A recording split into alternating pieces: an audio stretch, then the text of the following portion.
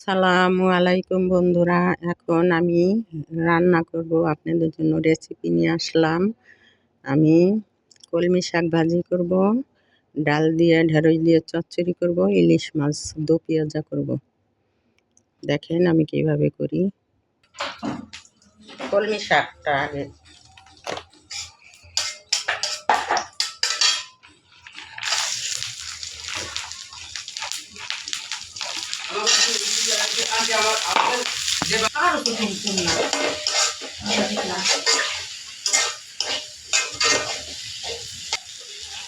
শাকটা হয়ে গেছে, এখন আমি নামিয়ে নিব।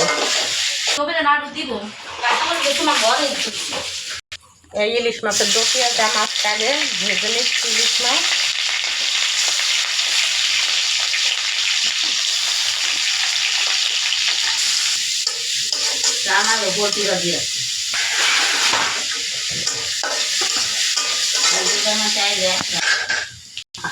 এখন আমার পেঁয়াজটা লাল করা হয়ে গেছে। এখন আমি একটু আদা রসুন বাটা দিয়ে দিলাম,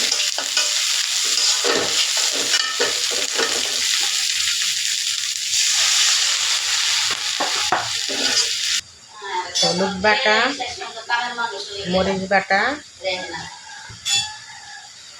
জিরা গুঁড়া, ধনে গুঁড়া। এখন মশলাটা আমার ভুনা হয়ে গেছে। এখন আমি এই যে জলের পানি যতটুকু লাগে দিলাম।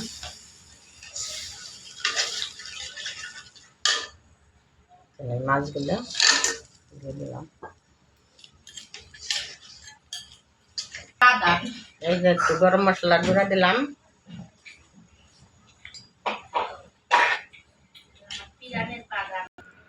এখন মুসুরির ডালটা আমি ঢেঁড়স দিয়ে চচ্চড়ি করব।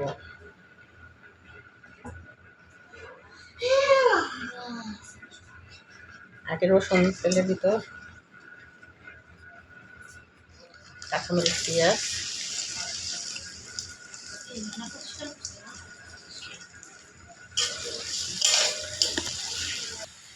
এখন ডাল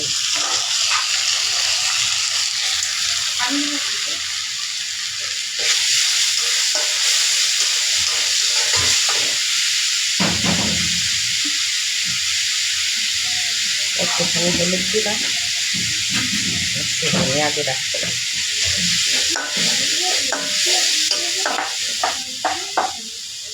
লবণ, পরিমাণ মতো পানি।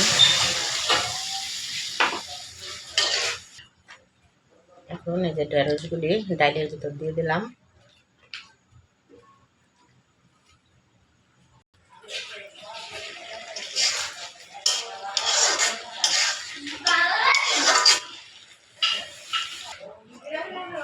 বন্ধুরা, আমার ডাল চচ্চড়িটা হয়ে গেছে। ঢেঁড়স দিয়ে মুসুরির ডাল চচ্চড়ি করলাম। এখন আমি নামিয়ে নেব। রান্না শেষ।